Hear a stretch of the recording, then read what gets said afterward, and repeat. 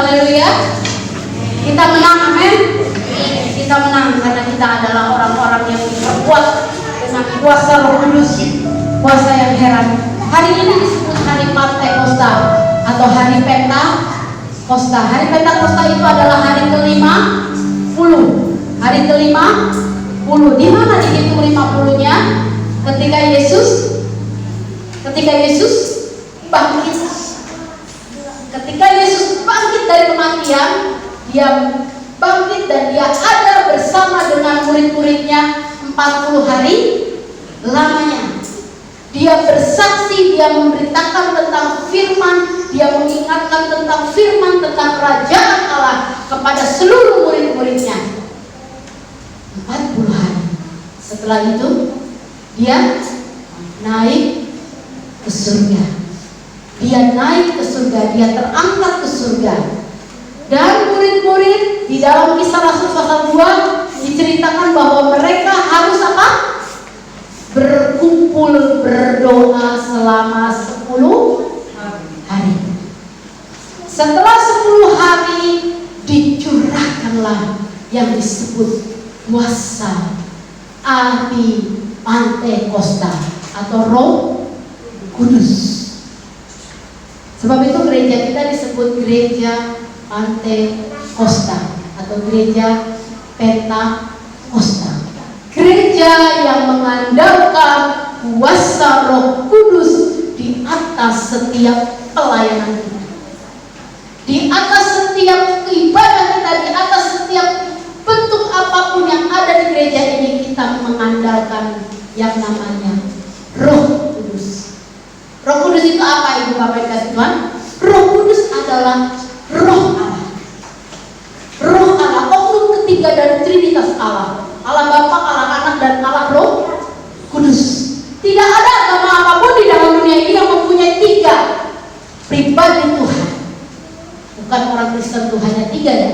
Tuhannya tetap 1. Tapi pribadinya 3, yaitu Allah Bapa yang di surga, yang mengatur segala sesuatu, dan Allah Anak yang turun ke bumi untuk proyek penyelamatan kita sebagai umat percaya, dan Allah Roh Kudus yang ditinggalkan oleh Tuhan Yesus Kristus membawa kita untuk kuat di dalam Tuhan.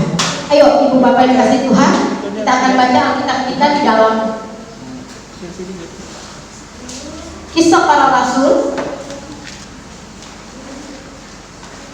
Kisah Para Rasul 2 ayat 1 sampai yang 3. Saya akan bacakan ayat yang ganjil dan Ibu Bapak akan baca ayat yang genap. Sudah ketemu semua? Kisah Para Rasul pasal 2 ayat 1 sampai 13. Pentakosta. Ketika tiba hari Pentakosta, semua orang percaya berkumpul di situ di satu tempat. Tiba-tiba suatu bunyi seperti tiupan angin keras yang memenuhi seluruh rumah di mana mereka duduk. Dan tampaklah kepada mereka lidah-lidah seperti nyala api yang bertebaran dan hinggap pada mereka masing-masing. Maka penuhlah mereka dengan Roh Kudus, lalu mereka mulai berkata-kata dalam bahasa-bahasa lain seperti yang diberikan oleh Roh itu kepada mereka untuk mengatakannya. Pada waktu itu di Yerusalem diam orang-orang Yahudi yang saleh dari segala bangsa di bawah kolong langit. Ketika berbunyi itu, berkumpullah orang banyak. Mereka bingung karena mereka masing-masing mendengar rasul-rasul itu berkata-kata dalam bahasa mereka sendiri. Mereka semua tercengang-cengang dan heran, lalu berkata, bukankah mereka semua ini yang berkata-kata itu orang Galilea? Bagaimana mungkin kita masing-masing mendengar mereka berkata-kata dalam bahasa mereka sendiri, yaitu bahasa yang kita pakai di negeri asal kita. Kita orang Persia, Media, Elam, penduduk Mesopotamia, Yudea dan Pagapodia, Pontus dan Asia, Frigia dan Pamfilia, Mesir dan daerah Asia yang berdekatan dengan Kirene, mendatang-datang dari Roma. baik orang Yahudi maupun penganut agama orang Kreta dan orang Arab, kita baik orang Yahudi maupun penganut agama Yahudi, orang Kreta dan orang Arab, kita mendengar mereka berkata-kata dalam bahasa kita sendiri tentang perbuatan-perbuatan besar yang dilakukan Allah. Mereka semuanya tercengang-cengang dan sangat termangu-mangu sambil berkata seorang kepada yang lain, apakah ini? Tetapi orang lain menyindir mereka sedang mabuk oleh anggur manis. Bapak Ibu yang kasih Tuhan, kita sudah baca tentang kesurahan Roh Kudus di dalam Kisah Rasul pasal 2. Ketika murid-murid berdoa, timbullah lidah-lidah api yang sisirnya sudah kita lihat di WA group ya. Kalau sudah ada yang buka video tentang cuplikan tentang pencurahan kuasa Roh Kudus, di situ ada lidah-lidah seperti api yang membakar tetapi tidak terbakar. Dan di situ dikatakan bahwa murid-murid Tuhan ini berkata-kata, berglosolali atau berkata-kata bahasa roh. Roh Kudus kalau kita bisa pelajari dalam bahasa Yunani disebut ruah, dalam bahasa Ibrani disebut pneuma. Artinya adalah roh Allah, roh yang menghidupkan. Nah, Ibu Bapak yang kasih Tuhan, gereja-gereja akhir zaman ini adalah gereja yang seharusnya penuh dengan Roh Kudus. Sebab apa? Tantangan kita sebagai orang-orang di akhir zaman ini lebih berat daripada tantangan ketika mereka di gereja awal mula berdiri. Kok bisa? Ya, karena waktu gereja awal mula berdiri, murid-murid Tuhan, umat-umat Tuhan menghadapi tantangan yang berat adalah penganiayaan. Kalau penganiayaan itu artinya apa? Musuhnya kelihatan. Musuh kita sekarang musuh yang tidak tiada. Ada yang sudah bisa lihat corona? Enggak ada. Ada mungkin yang pintar di sini sudah lihat corona? Ih, ada corona. Ayo di kampung. Rambutan, ada yang bilang landas, ada yang bilang biji kedong-dong. Ya, menyerupai corona. Ya. Musuh kita nggak kelihatan. Makanya orang pakai semua APD, alat pelindung diri, supaya apa? Supaya musuh yang tidak kelihatan itu tidak masuk kepada kita. Nah, musuh yang tidak kelihatan dan paling licik di dunia ini sebenarnya bukan corona, tetapi si iblis, si setan. Dia pengen saya dan saudara menjadi pengikutnya dan tidak mau jadi pengikut Kristus, supaya kita semua sama-sama nemenin mereka di mana? Nah, di neraka. Sebab itu saya dan saudara harus penuh dengan kuasa Roh Kudus. Kalau anak-anak kami ngomong begini, kenapa sih mama kalau berdoa semua pada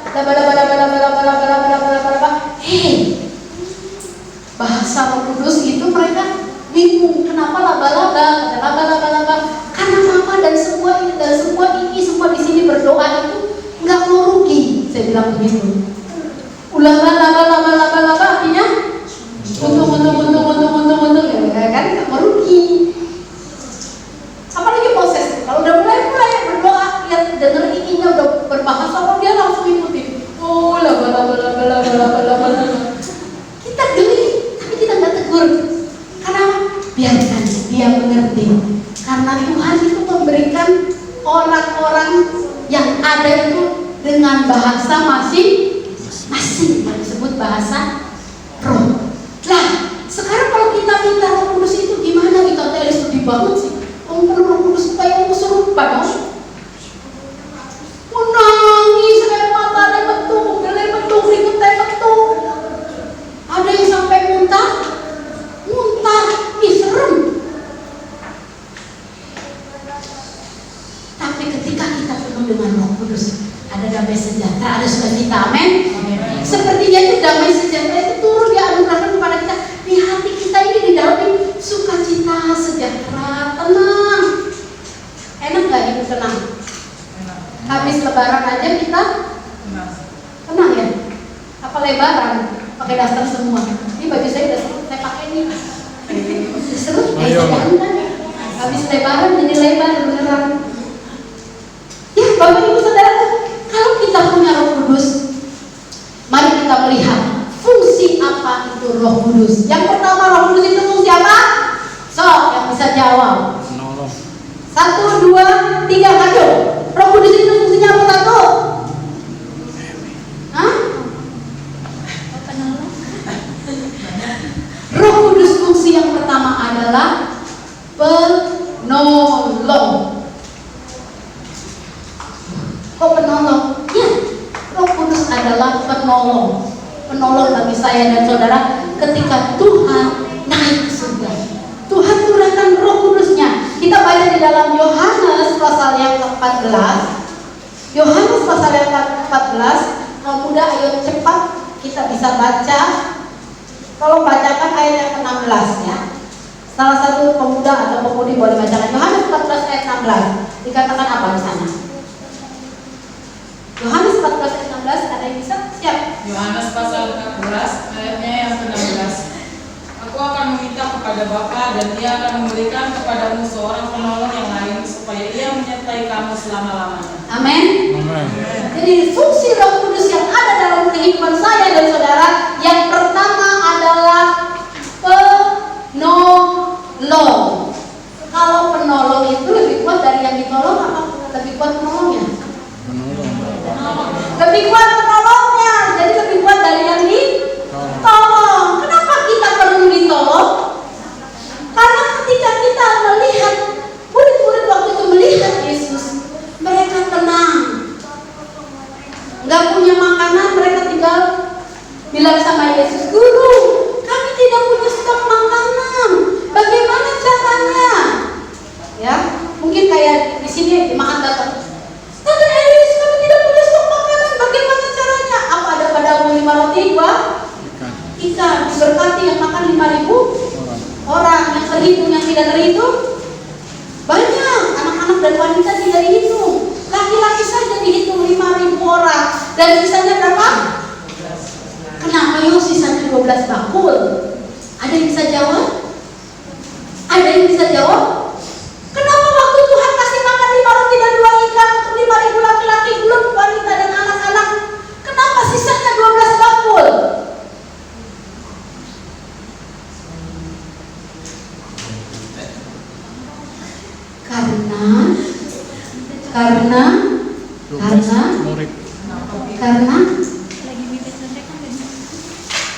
Karena kenapa nggak 15, nggak 50 bakul atau 5 bakul? Karena Tuhan Yesus pengen tunjukkan kepada 12 muridnya, satu bakul untuk enam. Baru beli, biar dibungkus pulang ke rumah. Karena murid-murid nggak percaya waktu Yesus mengadakan mujizat. Tuhan, cuma ada 5 roti dan 2 ikan. Kalau segereja ini aja nggak cukup, betul? Tapi Tuhan Yesus mengucap syukur dengan kuasanya yang dahsyat. Dia bisa memberi makan 5.000 orang, laki-laki belum terhitung wanita dan anak-anak, dan sisa 12 bakul. Muridnya ada berapa? 12. Bawaan sekeranjang. Dia tahu kalau saya itu Tuhan. Roh Kudus itu penolong. Ketika murid-murid lihat Yesus terangkat ke surga, dia bingung. Mereka bingung, aduh. Yang menyediakan segala sesuatu itu sudah terangkat ke surga, balik ke asalnya. Kita bagaimana? Melangsa, menderita nanti. Sebab itu Tuhan turunkan firman, aku akan minta kepada Bapa dan Dia akan memberikan kepadamu seorang penolong yang lain supaya Dia menyertai kamu selama-lamanya. Kalau kita baca di ayat Yohanes 14 ayat 18, Yohanes pasal 14 ayat 18,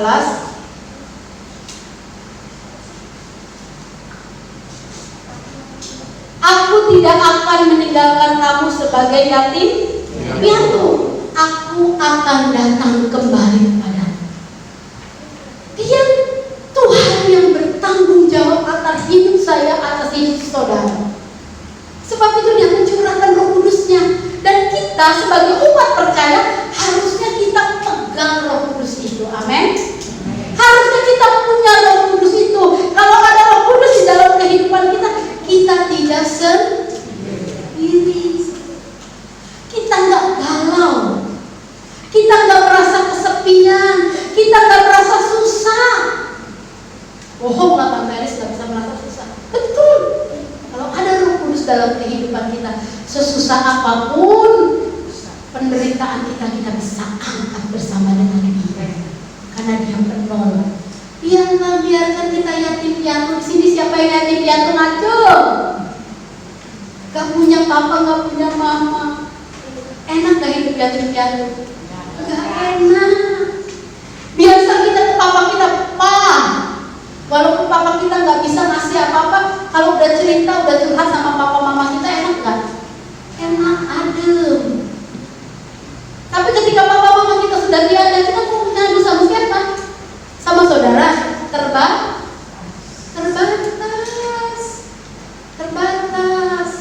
Uangnya boleh sedulur, duitnya orang sedulur. Bahkan banyak saudara yang kaya menindas saudara yang miskin. Bukan menolong, tapi menindas. Supaya apa? Seumur hidup itu jadi budak buaya. Betul? Tapi orang Kristen tidak ada. Amin. Umat Tuhan di sini tidak ada. Berat sama dipikul, ringan sama dijinjing. Dijinjing itu mengkener ya. Dipikul mengkener. Jadi kalau berat kita pikul sama-sama, ringan dijinjing. Itu fungsi Roh Kudus dalam kehidupan kita, menolong kita secara pribadi agar kita tidak menjadi yatim piatu di dalam dunia. Kita punya Tuhan yang dahsyat, yang sanggup menolong saya dan saudara. Yang kedua, Roh Kudus adalah Roh penghibur. Roh penghibur. Roh Kudus menghibur kita. Ya, Tante Elis, berarti Roh Kudus itu stand up comedy atau lawakan atau dangdutan? Bukan. Roh Kudus penghibur adalah Yohanes 14 ayat yang ke-26. Baca ke bawah ya. Ada satu pemuda boleh bacakan Yohanes pasal 14 ayat yang ke-26. Yohanes 14 ayat yang ke-26. Tetapi penghibur, yaitu Roh Kudus yang akan diutus oleh Bapa dalam namaku, Dialah yang akan mengajarkan segala sesuatu kepadamu dan akan mengingatkan kamu akan semua yang telah kukatakan kepadamu. Amin. Penghibur, yaitu Roh Kudus yang akan diutus oleh Bapa dalam namaku, Dialah yang akan mengajarkan segala sesuatu kepadamu, mengingatkan kamu akan semua yang telah kukatakan padamu. Arti penghibur di sini adalah Roh penghibur yang mengingatkan setiap janji-janji firman. Janji firman itu banyak, jangan kamu khawatir, jangan kamu takut. Badai pun bisa berhenti, amin. Badai topan bisa berhenti. Bapak Ibu yang kasih tahu, saya baca di YouTube itu satu penelitian yang luar biasa. Katanya katakan ikan yang menelan Yunus masih hidup di dasar laut sampai sekarang. Waduh. Siapa yang dulu ikut sekolah minggu atau guru sekolah minggu cerita Yunus itu diapain sama ikan? Dimakan. Mau dimakan dikunyah loh. Ditelan. Mau dimakan itu dikunyah, dinikmati sama ikan. Itu Yunus ditelan. Dan kalau sampai sekarang ikan itu masih hidup, berarti itu sampai sekarang masih ada di dalam perut ikan. Anak sekolah minggu nyanyi lagu ini seneng. Yunus di perut ikan, pom pom pom. Yunus di perut ikan, pom pom pom. Tetapi Yunus berjuang untuk keluar dari perut ikan. Dia ingat perkataan Tuhan bahwa dia harus pergi memberitakan firman kebenaran itu kepada orang Niniwe. Seringkali kita tidak bisa pergi karena kita masih ada di perut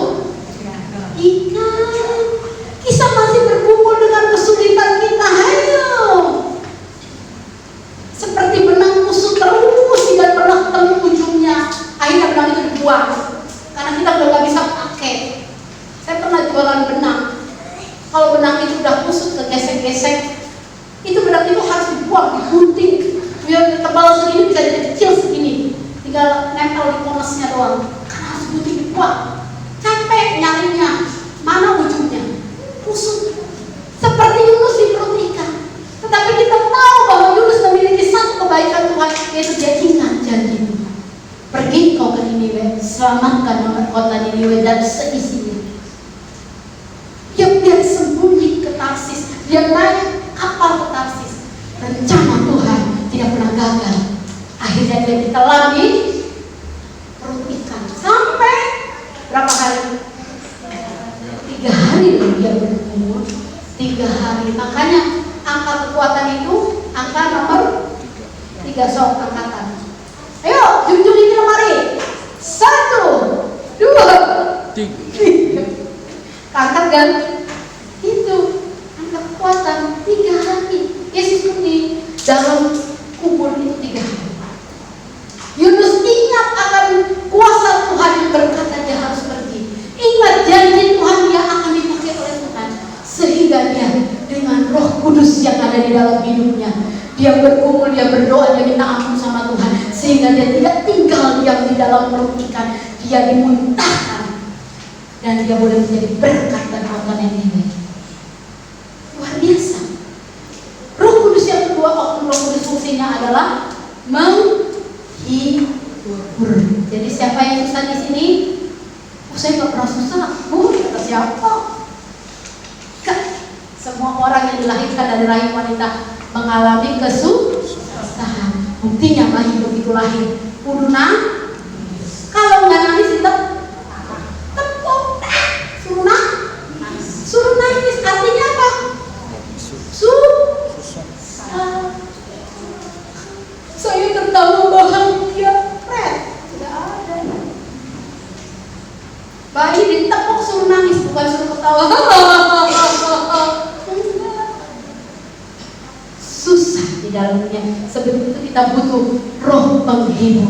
Kita bisa pakai segala alat untuk kita bisa terhibur. Nonton film, denger dangdutan, dengerin lawak, lucu-lucu di YouTube sampai kuotanya habis, bisa.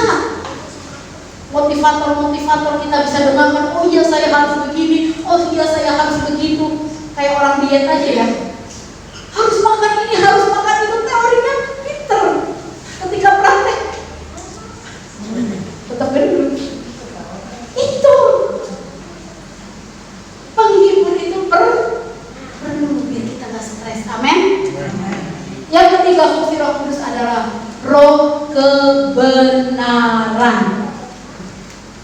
Kenapa namanya roh kebenaran? Ya, Roh Kudus adalah roh kebenaran. Supaya apa? Ketika kita baca firman, ketika kita baca Alkitab, kita dituntun oleh roh yang luar biasa itu untuk kita boleh mengerti. Sebab apa? Di dalam dunia ini ada 2 roh. Yang pertama adalah roh kebenaran, dan yang kedua adalah roh dunia ini. Kita bisa baca di dalam Yohanes 16 ayat 13. Siapa yang bisa bacakan? Yohanes 16 ayat 13. Yohanes pasal 16. Yohanes 16 ayat 13. Yes. Tetapi apabila ia datang, yaitu roh kebenaran, ia akan memimpin kamu ke dalam seluruh kebenaran. Sebab ia tidak akan berkata-kata dari dirinya sendiri, tetapi segala sesuatu yang didengarnya itulah yang akan dikatakannya, dan ia akan memberitakan kepadamu hal-hal yang akan datang. Amin. Roh Kudus, roh kebenaran, artinya ketika kita membaca firman Tuhan, kita dituntun untuk mengerti apa yang menjadi rencana Tuhan dalam kehidupan saya dan saudara hari ini, besok, lusa, dan sampai Tuhan Yesus datang. Kalau roh dunia, kita akan baca Yohanes 14 ayat yang ke-17. Ini roh kebenaran dan ini roh dunia. Roh dunia, yaitu roh kebenaran, dunia tidak dapat menerimanya sebab dunia tidak melihat dia dan tidak mengenal dia, tetapi kamu mengenal dia sebab ia menyertai kamu dan akan diam di dalam kamu. Saudara, masakan Roh Kudus itu ada dalam hidup orang lain tidak bisa. Roh Kudus itu pribadi antara Allah dengan kita. Jadi dunia tidak tahu, tidak mau tahu, bukan tidak tahu, diberitahu tidak mau tahu, maunya tempe. Ya? Jadi tidak tahu Roh Kudus itu bagaimana oleh orang dunia ini. Sebab itu kita katakan bahwa kita harus mengenal Dia. Kita harus mengenal Dia, sebab Dia yang akan menyertai kamu dan akan diam di dalam kamu. Amin. Amin. Punya Roh Kudus. Ketika Roh Kudus itu ada, kita punya kompas. Arahnya itu mau kemana? Ke selatan, ke timur, ke barat, kemana? Jangan andalkan diri sendiri. Jangan coba pikir semua itu sendiri. Kita bisa salah arah. Tetapi ketika roh kebenaran itu ada dalam kehidupan kita, tanya sama Tuhan, Tuhan, apa yang harus kukerjakan hari ini? Apa yang mau menjadi rencanamu hari ini?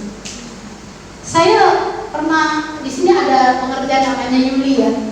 Yuli itu kalau merangkai bunga dia selalu berdoa. Di sini banyak bunga. Udah kayak kuburan suami saya nggak suka bunga. Di sini banyak di gereja katanya, aduh, Elis bunga-bunga di mana-mana seperti itu kuburan katanya gitu. Seperti ada orang berduka cita katanya gitu. Dia nggak suka itu.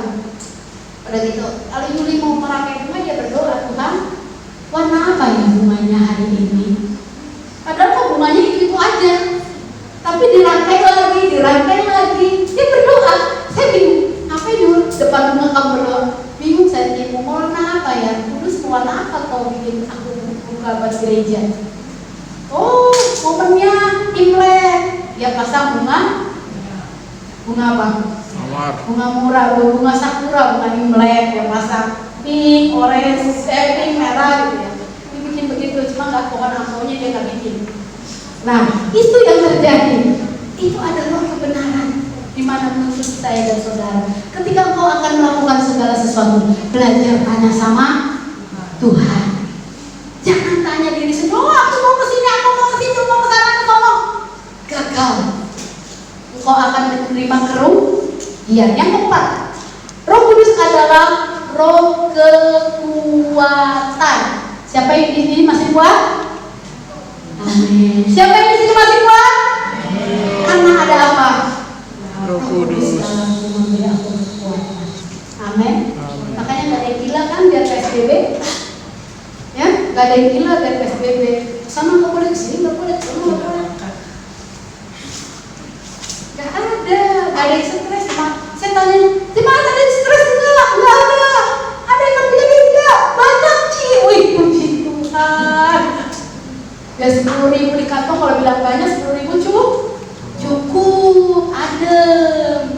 Biar 100 juta di dompet nggak cukup deh 100 juta ya, cukup di ATM, cukup 100 juta di dompet di ATM. Tapi kalau pikiran kita nggak kena, mendingan kita mati baik, gitu. Itu orang-orang yang nggak kuat, orang-orang yang nggak penuh Roh Kudus, roh kekuatan. Bagaimana Tuhan memberikan Roh Kudus sebagai roh kekuatan? Yang pertama, kekuatan di jiwa. Siapa yang punya jiwa? Saya. Siapa yang sakit jiwa? Saya punya jiwa. Kita akan baca roh kekuatan di jiwa adalah di Zakaria 4 ayat 6. Itu kekuatan Roh Kudus di jiwa. Ayo, udah ada ketemu? Bacakan Zakaria pasal yang keempat ayat yang ke-6 di perjanjian lama, bukan di perjanjian baru. Zakaria 4 ayat 6. Sudah ketemu? Ya. Bisa Zakaria pasal 4 ayat 6. Maka berbicaralah dia katanya, inilah firman Tuhan kepada Zerubabel bunyinya, bukan dengan keperkasaan dan bukan dengan kekuatan, melainkan dengan rohku, firman Tuhan semesta alam. Amin. Kekuatan di jiwa akan menimbulkan keperkasaan. Dikatakan bukan dengan keperkasaan dan kekuatan, melainkan dengan rohku, firman Tuhan semesta alam. Kita masih ada sampai saat itu. Hal ini adalah kuasa kudus yang ada dalam kehidupan kita. Dan kekuatan di tubuh. Baca Hakim-Hakim pasal 15 ayat 14. Hakim-Hakim pasal 15 ayat 14. Jadi kekuatan itu ada dua hal, kekuatan di jiwa dan kekuatan di tubuh. Anugerah kudus. Setelah ia sampai ke Lehi dan orang-orang Filistin mendatangi dia dengan sorak-sorai, maka berkuasalah Roh Tuhan atas dia, dan tali-tali pada tangannya menjadi seperti batang rami yang telah habis dimakan api, dan segala pengikatnya hancur tanggal dari tangannya. Ini cerita tentang siapa? Simson. Simson dikuasai oleh Roh Tuhan, dikuasai oleh Roh Kudus. Kekuatannya berlipat ganda di tubuhnya. Dia diikat seperti apapun, dia bisa lepaskan semua itu. Seperti kita, ketika ada sakit penyakit, ketika ada kesusahan, ketika ada kesulitan, ada halangan rintangan yang menghadapi kita, jadilah engkau seperti Simson yang dipenuhi oleh kuasa Kudus. Kita mampu, amin. Amin. Nunggang motor mendibai ayu, kerja apa baik ayu, cari berkat yang banyak buat kehidupan kita dan pelayanan kita. Jangan kita menang baik rumah, di rumah saja, terus diem, makan tidur terus. Bisa-bisa kita apa? Bisa-bisa kita apa? Sakit, betul, gak bergerak, kita sakit, kaku semua, nggak mulai terasa, jantung terasa, paru-paru terasa, semua terasa. Emang sih terasa ya? Maksudnya terasa sakit. Ayo kita buat Tuhan, karena Tuhan memberikan roh kekuatan. Yang kelima, Roh Kudus adalah roh hikmat, roh kecerdasan ilahi. Tanpa hikmat dan kewahyuan ilahi, maka manusia tidak dapat mengenal Allah. Dari sahabat ya, ritual agama tidak bisa membuat kita mengenal Allah. Ada agama-agama yang mengandalkan ritual agamanya, harus begini, harus begini, harus begini, harus begono, sampai kepada Allah. Nah, cuma sampai titik perbuatan baik manusia. Baca Efesus 1 ayat 17. Efesus 1 pasal 17.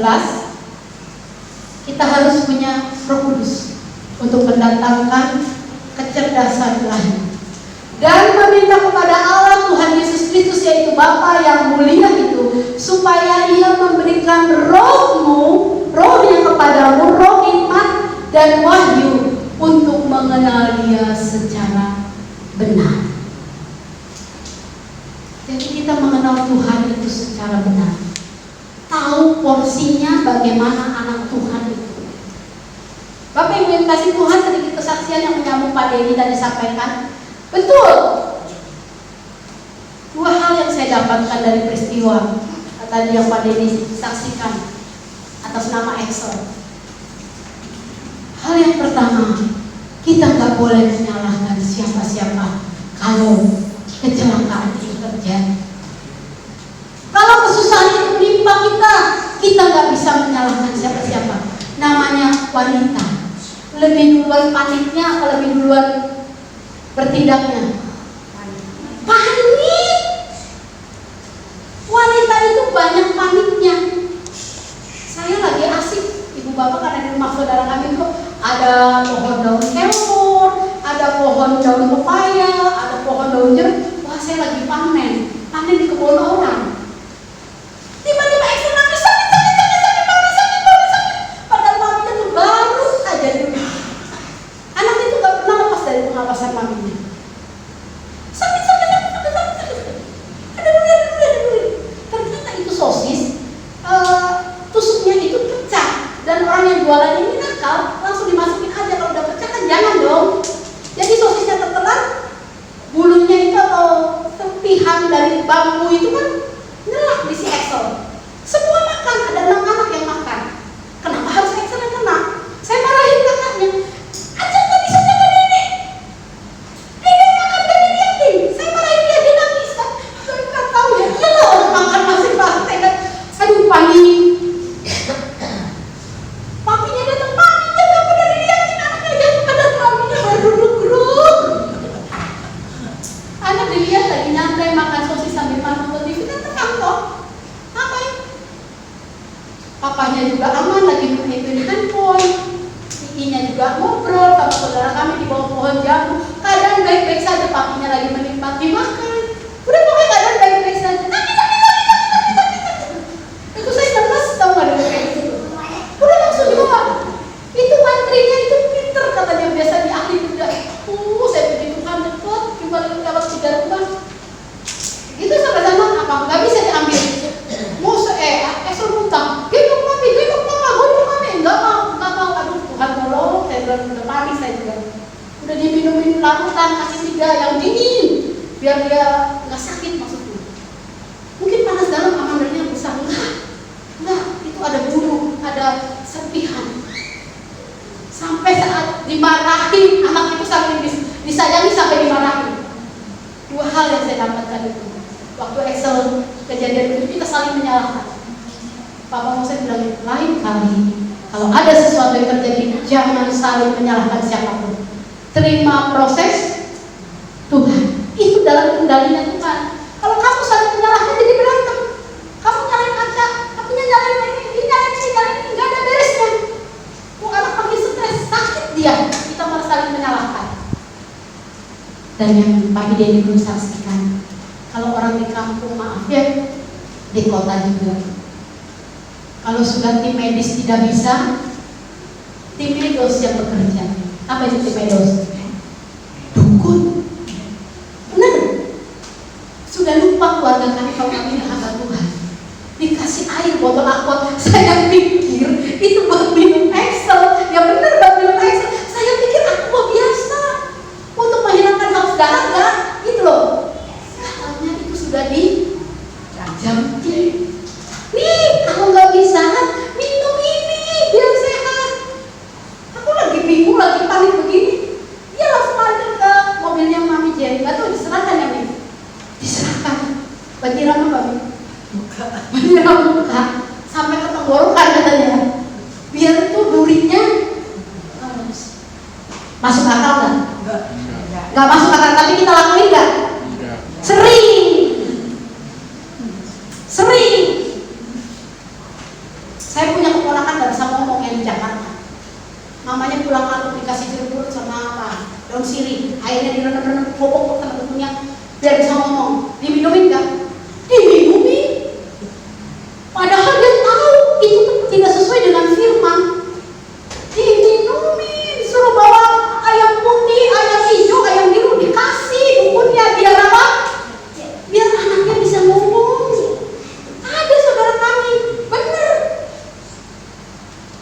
Seringkali kita tidak punya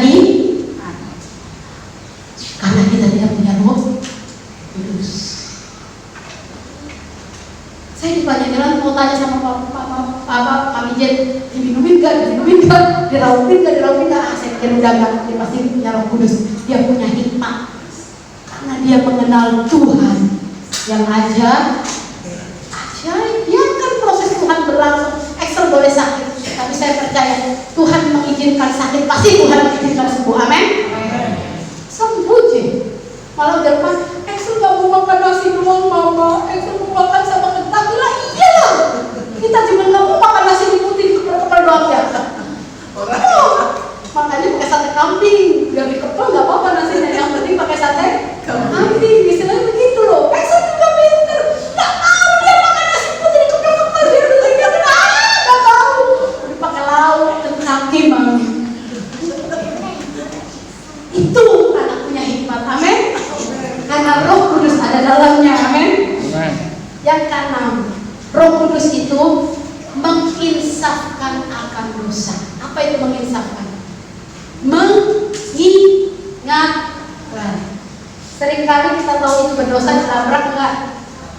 Dilanggar enggak? Hah? Dilanggar kan? Saya punya untung 10 juta hari ini. Kata firman Tuhan, Malaikat 10, berilah perpuluhanmu, maka Tuhan akan memberkati kau sampai penerimaan pintu langit terbuka. Akan berkat Tuhan datang. Kasih ke gereja berapa? Kasih perpuluhan? Kalau untuk 10 juta? 100.000. Tante Elizabeth. 10 juta dari 10%-nya itu 100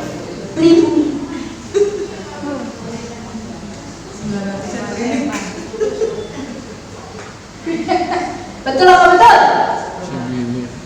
Betul. Seringkali kita tidak mau jujur sama Tuhan. Seringkali segala peraturan yang Tuhan buat kita bikin sendiri supaya enak mana enak mana. Ya beli. Ya, pengusaha-pengusaha, ada pengusaha. Sini pengusaha semua kan? Amin. Ada pengusaha es kelapa, ada pengusaha salon, ada pengusaha kue, ada yang punya toko, pengusaha semua kita. Tahu nggak keuntungan kita berapa? Tahu. 1 juta keuntungan kita, berapa persen persepuluhannya? 10.000 katanya. Salah. Bukan 100.000, rugi bandar. Padahal janji Tuhan itu yang membuat kita diberkati. Amin. Itu yang membuat kita diberkati. Perpuluhannya berapa Pak? Seluruh hidupku untuk Tuhan. Bukan soal money, bukan soal heaven, bukan soal doi dan duit. Seluruh. Amin. Seluruh. Mungkin kau bisa kasih dari keuntungan 1.100.000 perpuluhan dari gaji 7.700.000 perpuluhan, tapi hidupmu tidak seluruh buat Tuhan. Nol di hadapan Tuhan. Seluruh tubuh, jiwa, roh, raga untuk Tuhan. Itu menginsafkan dunia artinya mengingatkan akan dosa. Di dalam hati setiap manusia itu ada segitiga. Di dalam hati saya dan saudara itu ada segitiga. Ketika engkau berbuat salah, berbuat dosa, segitiga itu berputar dan akan merasakan sakit. 2 kali berbuat dosa, berputar lagi. Sakit. Kan segitiga namanya 3 kali dong ya. Berbuat dosa lagi 3 kali. Sakit.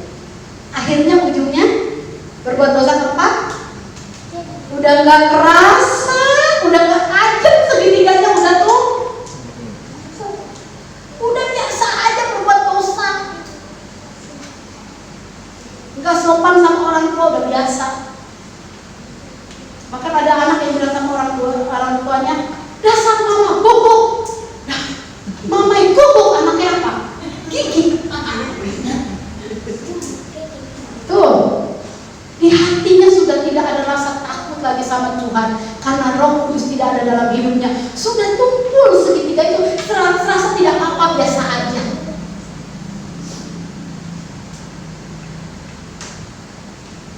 Juga ada anak nih, kayak saya ngatain, musuh guguk, mama gigi. Udah biasa itu. Manggil anak, monyet sini. Kalau mamanya monyet, kalau anaknya monyet, anaknya apa? Gorila. Ya, kerak, gorila. Jadi mengisahkan dosa itu pada hal-hal yang kecil dulu. Roh Kudus mengisahkan kita atas segala dosa karena ada pengadilan Tuhan atas hidup saya dan saudara. Binatang mati tidak diadili oleh Tuhan. Anda punya ikan mati, ikannya mati tidak diadili oleh Tuhan. Anda punya ayam yang dipotong tidak diadili oleh Tuhan karena tidak punya roh, tidak punya jiwa. Tetapi ketika Anda dan saya mati, ada pengadilan. Di sana ada buku kehidupan, dicatat semua yang kau berbuat, dari mulai oek sampai aang. Itu ada. Sebab itu kita butuh Kudus untuk mengingatkan kita di mana kita berbuat baik dan berbuat salah. Yohanes 16 ayat 8 sampai 11. Ini agak panjang ya. Yohanes pasal 16 ayat 8 sampai 11.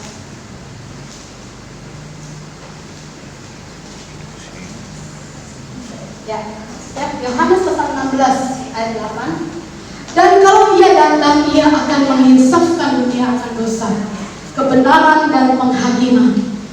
Akan dosa karena mereka tetap tidak percaya kepadaku.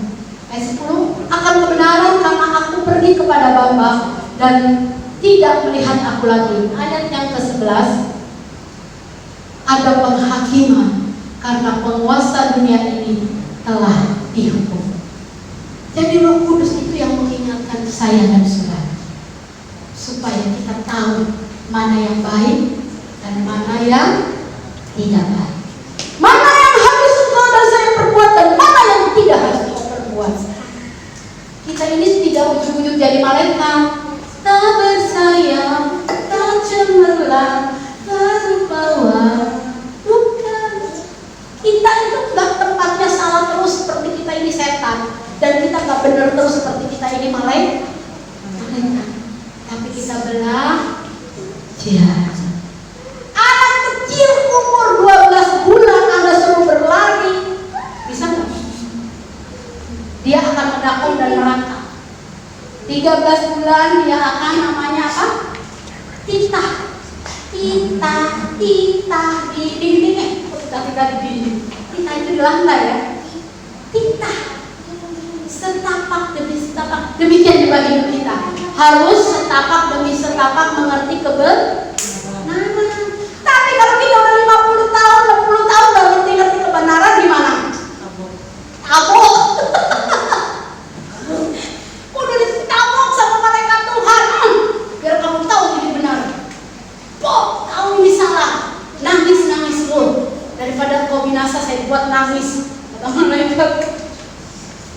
Firman itu benar dan amin. Jangan abaikan ya dua ini.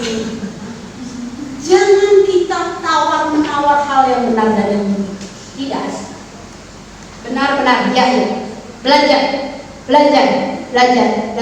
Orang yang mau hidup benar harus belajar. Kalau orang mau hidup salah nggak usah. Pasti bisa. Saya nggak pernah ajarin Moses bohong. Moses bohong ya. Nanti begini nggak pernah. Tapi jagoan terus bohong. Mama pipis, ya keluar kamar. Padahal kakaknya lagi pipis, cuma mau lihat kakaknya, padahal serumah. Ada kakak. Padahal serumah dari pagi sampai malam ketemu. Tetap aja kalau kakaknya keluar kamar, dia dari kamar harus keluar kamar. Ketemu kakak, ketemu Excel, itu udah tiga-tiganya itu. Pura-pura ngantri di kamar mandi, padahal pengen ketemuan. Tapi Billy sama Dewi enggak ya? Pura-pura ke gereja padahal pengen ketemuan. Modus ya enggak ya? Itu. Yuk kita yang paling terakhir. Roh Kudus adalah roh yang memberi materai dari surga. Ibu bapak tahu materai? Yang harga berapa materai yang bisa tahu? 6.000, 12.000 ya, ada 12.000 ya. Tergantung harga yang mau dijual itu berapa. Kalau lebih mahal itu pasti lebih banyak materainya. Tapi materai dari Tuhan ini satu. Efesus 4 ayat 30. Efesus 4 ayat 30. Dan jangan kamu mendukakan Roh Kudus Allah yang telah memeteraikan kamu menjelang hari penyelamatan. Bapak Ibu yang kasih tahu, saya akan memberikan pelajaran untuk Bapak Ibu sekalian. Materai adalah tanda kepemilikan Allah atas hidup manusia. Kita dicap, dimaterai, disahkan menjadi milik Tuhan kalau ada Roh Kudus. Ayo, Bapak-bapak, ada Roh Kudus? Apa ada Roh Kudus? Jarum, pisang. Kota Kudus itu kotanya rokok ya. Apalagi nama rokok. Roh Kudus ada dalam hidup bapak-bapak. Sebab apa? Ada materai yang harus diberikan kepada kita umat Tuhan untuk masuk penyelamatan. Loh, penyelamatan apa? Tante Esther, saya sudah selamat. Saya sudah dipanggil Tuhan. Saya sudah menjadi orang Kristen. Tante Esther, cek KTP-nya. Orang Kristen. Kakaknya agama Kristen. Ayo, materai apa lagi? Ada yang bilang saya sudah dibaptis. Betul. Materai yang ini adalah dibaptis. Karena apa? Roh Kudus membawa hidup kita pada proses lahir baru. Lahir baru. Artinya ketika kita menerima Tuhan, kita mendapatkan satu label atau satu merek, yaitu lahir baru. Lahir baru itu untuk apa? Yang pertama adalah tanda pertobatan kita lahir baru adalah dengan baptisan air. Semua dibaptis? Ada yang belum dibaptis? Ada, abang belum dibaptis, ayo. Dibaptis dengan air itu tanda pertobatan dan lahir baru di dalam dunia ini. Dan ada baptisan roh, yaitu di dalam Yohanes 3 ayat 5. Ya, Yohanes pasal yang ketiga ayat yang kelima. Yohanes pasal yang ketiga ayat yang kelima itu ada baptisan roh. Sudah ketemu semua? Kita akan bacakan. Jawab Yesus, aku berkata kepadamu, sesungguhnya jika seorang tidak dilahirkan dari air dan roh, ia tidak dapat masuk kemana? Kerajaan surga. Ibu bapak, saudara-saudaraku sudah dibaptis air, amin. Tanda lahir baru. Kita harus mendapat baptisan yang kedua, yaitu baptisan roh kudus. Bagaimana kita bisa menerima baptisan roh kudus? Minta sama bukan tukunin Indomaret, bukan tukunin Alfamart, tukunin nih Bapak. Minta sama Bapak, Bapak aku mau penuh dengan roh kudus. Bapak aku pengen dipenuhi dengan roh kudus, sebab aku mau masuk dalam kerajaan.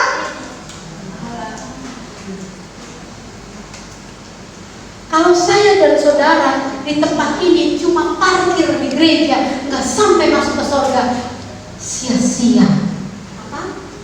Sia-sia. Nol. Kita nggak mau parkir di gereja, amin. Kita mau sampai ke tujuan kita di mana? Di surga. Kalau mau masuk surga harus penuh dengan roh. Kita diciptakan oleh Tuhan supaya kita penuh dengan Roh Kudus. Penuhlah engkau dengan Roh Kudus. Sebab jawab Yesus, aku berkata pada sesungguhnya jika seorang tidak dilahirkan dari air, dengan kata baptisan air dan roh, dengan kata baptisan Roh Kudus, ia tidak mendapat masuk dalam kerajaan Tuhan. Sia-sia. Ya, Yohanes ya, sia-sia ya. Sudah pacaran lama, sudah tunangan, orang tadi, sia-sia nggak? Sia-sia, pertahankan dalam hidup kudus. Apapun yang terjadi, aja si tangan mengamuk dan ini, harus tidak? Tidak. Jadi jangan buat hidup kita sia-sia. Miliki Roh Kudus. Yang pertama, Roh Kudus adalah apa? Yang kedua, ketiga, memberi kekuatan. Keempat, roh kebenaran. Mama sudah nyontek. Roh penolong, roh penghibur, roh kebenaran, roh kekuatan, roh hikmat, roh mengisahkan dunia akan dosa. Dan terakhir, kita dimateraikan Roh Kudus membawa kita dimateraikan menjadi umat-umat Allah yang masuk sampai mana? Kerajaan Allah, yaitu surga yang mulia. Terus kerjakan apa yang Tuhan mau buat ya. Nanti mungkin di minggu-minggu akan datang akan pengulasan Roh Kudus ini akan lebih banyak, bagaimana fungsi Roh Kudus sudah kita kerjakan. Terus apa kalau kita sudah mempunyai Roh Kudus, apa yang harus kita kerjakan untuk Roh Kudus itu? Ya Bapak Ibu yang kasih Tuhan, dengan kasih Kristus, saya menginginkan Anda dan saya semua sampai ke surga. Bukan surga dunia aja. Surga dunia ini sementara. Keindahan, kenikmatan dunia ini sementara. Tetapi ketika kita punya Roh Kudus, kita mempunyai kekuatan yang ekstra untuk kita menjalani hari ini. Tapi itu katakan, peganglah tanganku Roh Kudus setiap hari. Ku tak dapat jalan sendiri tanpa Roh-Mu. Yes Tuhan.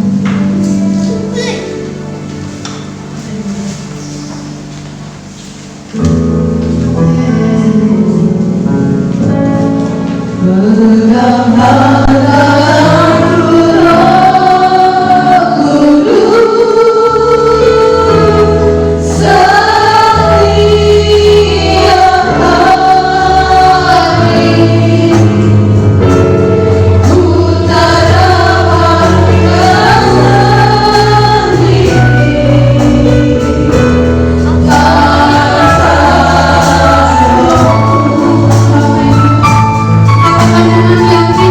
hadapan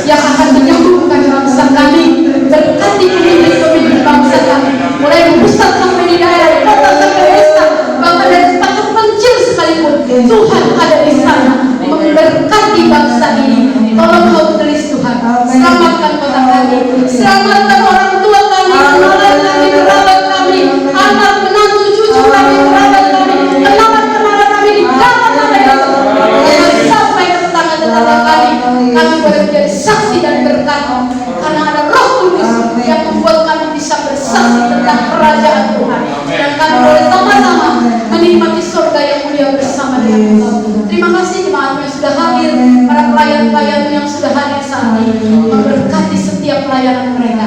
Terima kasih Tuhan, terima kasih. Kami serahkan semuanya ke dalam tangan Tuhan. Dan hari ini menjadi hari yang luar biasa, di mana kami boleh menjadi orang yang bersemangat, orang yang kuat di dalam Tuhan. Dan iman kami tidak bergeser sedikit pun, karena ada kuasa Roh Kudus ada dalam hidup kami. Terima kasih Tuhan, terima kasih. Kita akan bangkit berdiri, kita akan menerima doa berkat.